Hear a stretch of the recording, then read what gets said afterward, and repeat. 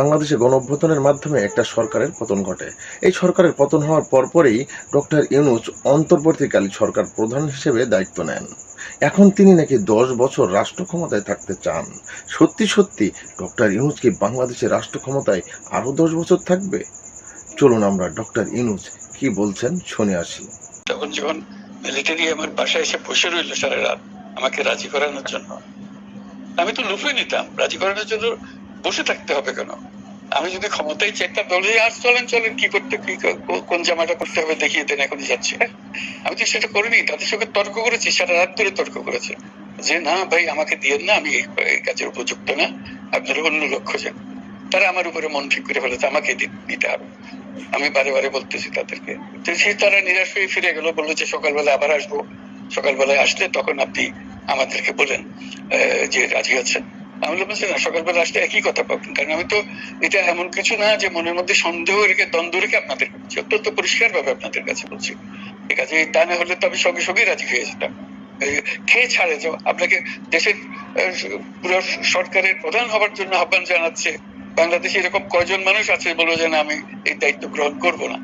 আমি তো করলাম সেটা। এখন আমার নামে বলা হচ্ছে 10 বছর চেয়ে, আমি বছর দিয়ে প্রশ্নই ওঠে না। প্রশ্ন হচ্ছে আগামীকাল সকালবেলা আপনি শপথ গ্রহণ করবেন, এই কথা। আমি বলি না, করবো না। এরপরে তো কয় বছর কয় কাণ্ড। আমি 10 বছর দিয়ে কি করবোটা কি? আমি 10 বছর দিয়ে আমি তো বলছি আমি এই কাজের জন্য নই। দেশে আমার দেশ পরিচালনা করা আমার দায়িত্ব না, আমার কাজ না। আমি জানি না এটা কিভাবে করতে হয়, আমি যেটা জানি সেটা করি। শুধু এখানেই শেষ নয়, ডক্টর ইউনূস নাকি শেখ হাসিনার সাথে পরামর্শ করে বাংলাদেশ পরিচালনা করতে চায়। আসলে কথাটা কতটুকু সত্য?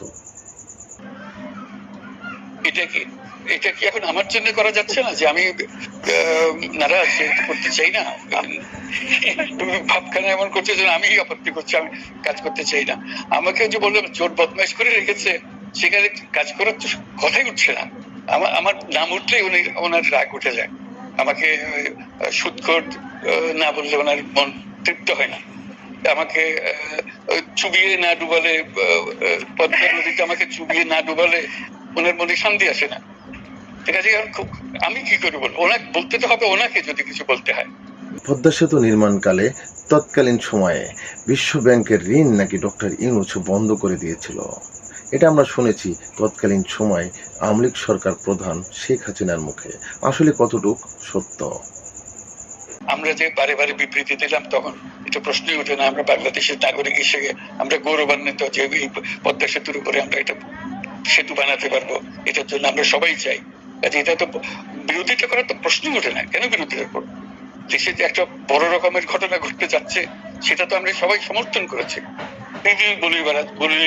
বলেই চললেন। এখন একজনে বলতে থাকলে তো আমার করার কিছু তো নাই। উনি এত শক্তিধর যে এখানে আমার কথা তো কিছুই থাকে না। Subscribe now.